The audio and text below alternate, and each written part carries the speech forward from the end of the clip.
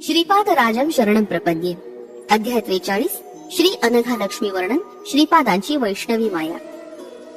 श्री भास्कर पंडितांनी रात्रीच्या वेळी आपली आराधना वगैरे संपवून बोलण्यास सुरुवात केली. ते म्हणाले, अहो महोदय, विद्योपासना ही सर्वश्रेष्ठ आहे. विद्योपासनेला वयाचं बंधन नसतं. श्रीपाद श्रीवल्लभ वास्तविक पाहता महासरस्वती, महालक्ष्मी, महाकाली स्वरूप आहेत. या वक्तव्यावर मी म्हणालो, श्रीपाद प्रभू श्री पद्मावती व्यंकटेश्वर स्वरूप आहेत असं आपण पूर्वी सांगितलं होतं. आता या त्रिमाता सुद्धा तेच आहेत असं म्हणतात. तसंच त्यांना अनघा लक्ष्मी समवेत अनघदेव असं सुद्धा म्हटलं जातं. मला याचा बोध होत नाही. तेव्हा सर्व काही विस्तारपूर्वक सांगा. श्रीपाद प्रभूंचं विराट स्वरूप. तेव्हा ते महापंडित म्हणाले, बंधूनो, परमात्मा सर्व जीवराशीमध्ये विद्यमान आहे असं शास्त्राचं वचन आहे. पिपिलिकेपासून ब्रह्मापर्यंत तो सर्वात व्यापून आहे. श्रीपाद प्रभूंच्या अवतारात ते पिपिलिका स्वरूपात आणि ब्रह्मरूपात दोन्ही मध्ये आहेत. म्हणून सर्व सृष्टीत सृष्टी रूपानं ते उभे आहेत. ते संपूर्ण जीवन राशीतील चैतन्यात तादात्म्य स्थितीशी एकरूप होऊन असतात. हीच त्यांची विशेषता आहे. ते सर्व राशीत जीवराशी रूपानं राहून सुद्धा कोणत्याही जीवात त्यांचा स्पर्श जाणवत नाही. हीच त्यांची वैष्णवी माया आहे. सृष्टीची मर्यादा, परिमितता या संबंधी काही नियम मानण्यात येतात. श्रीपाद प्रभूंचे महासरस्वती, महालक्ष्मी, महाकाली रूपात असणं म्हणजे त्या चैतन्य रूपात ते व्यक्त होतात. ते चैतन्य रूप ते स्वतःच असतात. ज्या रूपाची अभिव्यक्ती होते त्या रूपात ते आपल्या योग मायेनं निरंतर तादात्म्य स्थितीत असतात. ते जेव्हा महासरस्वतीचं चैतन्य घेऊन तादात्म्य स्थितीत असतात तेव्हा चतुर्मुखी ब्रह्म स्वरूपाशी तादात्म्य पावतात. महासरस्वती असो अथवा हिरण्यगर्भ रूपानं असो, ते स्पर्श बंधनात असतात.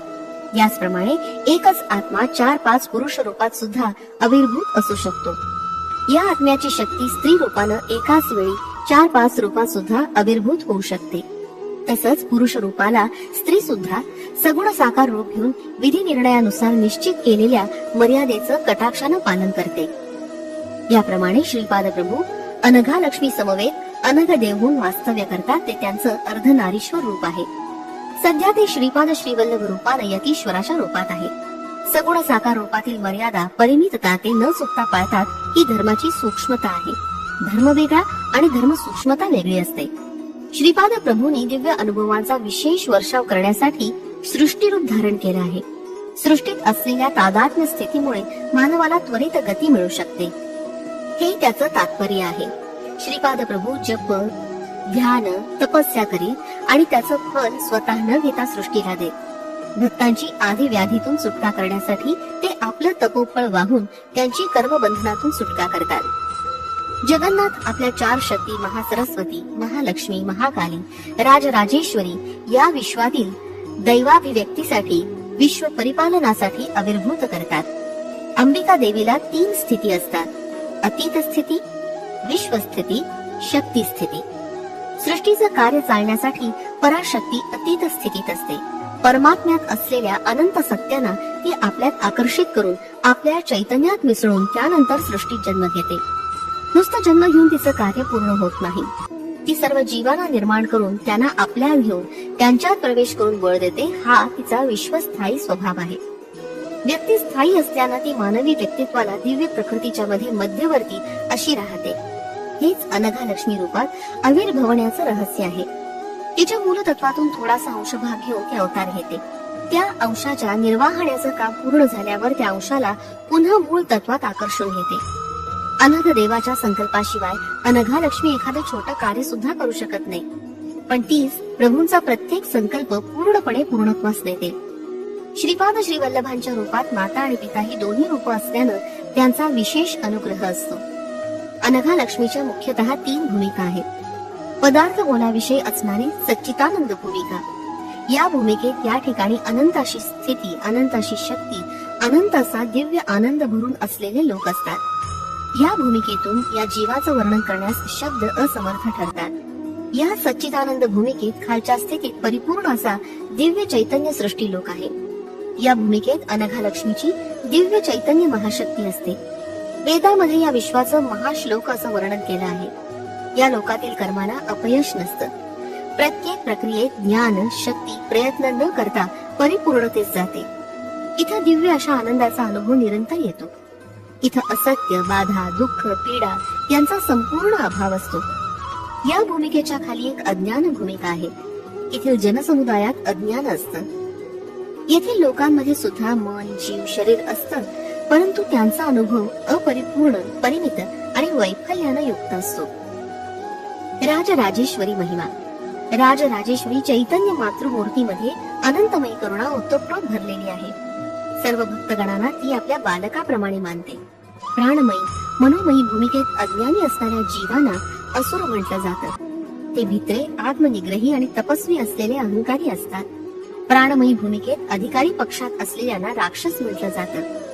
त्यांची शक्ती अचाट असून त्यांचे भाव प्रचंड आणि तीव्र असतात. याशिवाय काही खालच्या स्तरातील निम्न प्राणमय भूमिकेत असणारे जीव असतात. त्यांना पिशाच किंवा प्रमादी असं म्हणतात. ते कोणतंही असुरी रूप आणि वेश धारण करू शकतात. खरं पाहता पिशाचही कोणी व्यक्ती असू शकत नाही. केवळ एखादी इच्छा किंवा दुराशा अपूर्ण राहिली असता ती मनाचं काल्पनिक रूप असते. राक्षसांना बलवंत अशी प्राणमयी स्थिती असते. त्यांना मन असं काही नसतं. जे दिसेल त्यालाच घट्ट पकडून धरण्याचा ते प्रयत्न करतात. काली मातेचं रूप आपणास काळ्या श्याम अशा प्राणमयी स्थितीद्वारा दिसणारं रूप असतं. काली म्हणजे विध्वंसक शक्ती असते. सर्वांना दुःखी कष्टी करून त्यांची छिन्न भिन्न अवस्था करणारी ही अज्ञानी प्रकृती शक्ती आहे. महाकाली ही उन्नत भूमिकेत असते. ती साधारणपणे सुवर्ण रूपात असते. ती राक्षसांना महाभयंकर स्वरूपात दिसते. राजराजेश्वरी विवेकाची प्रतिनिधी आहे, तर महाकाली बलशक्तीची प्रतिनिधी आहे. या मातेमध्ये विनाशाची अफाट शक्ती असते. ही शक्ती प्रकट झाल्यास विनाश आणि संघर्ष करूनच शांत होते. महाकाली ही काली मातेपेक्षा वेगळी देवता आहे. ज्यावेळी साधकाला आपल्या साधनेत विघ्न आल्याचं समजतं तेव्हा त्यानं आपल्या अंतरंगात असलेल्या महाकाली शक्तीला आवाहन करावं. असुरी, काली, श्यामा, महाकाली इत्यादींचं स्वरूप. काली, श्यामा या आद्य प्राणशक्ती होत. काली ही विध्वंसक शक्ती होय. महाकाली ही सुवर्ण वर्ण आणि असुरांना महाभयंकरी अशी आहे. राजराजेश्वरी विवेकाची स्वामिनी, तर महाकाली बलाची स्वामिनी आहे. महालक्ष्मीचं सौंदर्य अप्रतिम असतं. विवेक आणि शक्ती संपूर्णपणे मिळवण्यासाठी सौंदर्य असणं आवश्यक आहे. हे नसल्यास आपल्या प्रयत्नांना पूर्णत्व येत नाही. परंतु काही ठिकाणी एखाद्या प्रकारची समतोल अवस्था असते. यावेळी आपणास ती परिपूर्ण वाटते. यापेक्षा थोड्या उन्नत अवस्थेत पोहोचल्यावर पुन्हा तिथं आपणास नवीन परिस्थिती अनुभवास येते. त्यानं अनुसरून नवीन समतोल स्थिती प्राप्त होते. ही अवस्था आपणास परिपूर्ण वाटते. या अवस्थेची महालक्ष्मी प्रतीक आहे. विवेकामध्ये परिपूर्णता येऊन बल आणि शक्तीमध्ये परिपूर्णता न आल्यास पूर्व सिद्धी अनुकूल नसते. याच कारणानं परिपूर्णता साधण्यासाठी विवेक, बल, सौंदर्य आणि परिपूर्णता या 4 गुणांची आवश्यकता असते. मनुष्याला गूढ असलेलं रहस्य म्हणजे दिव्य सामरस्य पूर्ण सौंदर्य. हे संपूर्ण विश्वाला व्यापून असणारा चिद्विलास आहे. केवळ महालक्ष्मीच्या अनुग्रहानं या विविधतेने नटलेल्या सृष्टीतील वस्तू, शक्ती आणि जीवजंतू एकात्मतेनं राहतात. या एकात्म स्थितीतच त्यांना आनंदाचा लाभ होतो. ती विविध प्रकारच्या वस्तू, शक्ती आणि जीव यांची लयबद्ध आणि रूपबद्ध वाढ करते. महालक्ष्मी परम प्रेम आणि परम आनंदाची आदी देवता आहे. त्याचप्रमाणे लक्ष्मी ही भौतिक वस्तूंच्या संचयाची प्रतीक आहे. महालक्ष्मी म्हणजे भौतिक वस्तू, जीवशक्ती यांना दिव्यानंदाच्या साम्राज्याकडे वळवून दिव्य जीवनाचा आनंद प्रदान करणारी महाशक्ती आहे. अनघा लक्ष्मीची शक्ती पूर्णतः प्राप्त करण्यासाठी विवेक, बल आणि सौंदर्य याबरोबरच कर्मामध्ये सुद्धा कौशल्य असावं लागतं. वेदामध्ये सरस्वती मातेची प्रशंसा आहे. दशविद्येमध्ये तिला मातंगी म्हणतात. तिची वैखरी वाणी असते. महासरस्वती निराळी असते. दिव्य नैपुण्य आणि आत्मचैतन्य कर्माचं महासरस्वती प्रतीक आहे. या महामातेच्या करुणेनं आणि कृपा प्रसादानं आपली इष्ट कर्म पूर्णत्वास जातात. तिनं प्रसादिलेल्या दिव्य ज्ञानामुळे आपली कर्मसिद्धी होण्यासाठी उपयोग होतो. आत्मचैतन्याचा अन्वय कसा करायचा याचं ज्ञान होतं. अनेक शक्तींच्या सामरस्यानं आनंदाची प्राप्ती कशी होते हे कळतं.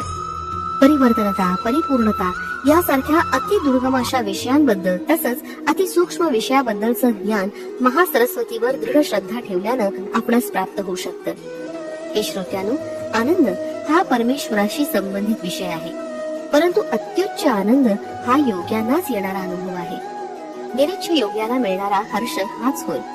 सर्व जीवांना सुख आपापल्या पूर्व सुकृतानुसार प्राप्त होतं. परंतु प्रत्येक सुखाच्या मागे दुःख हे ठरलेलंच असतं.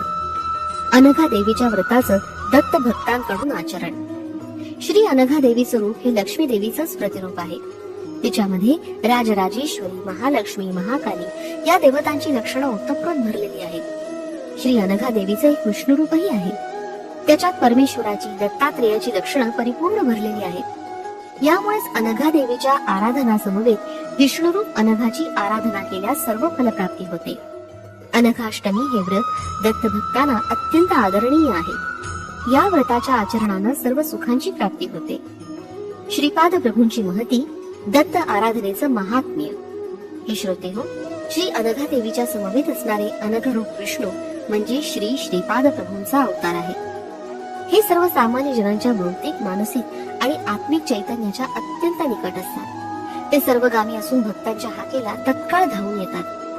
ते आपल्या भक्तांची आणि आश्रितांची दुःख नष्ट करून त्यांना सुखाची प्राप्ती करून देतात.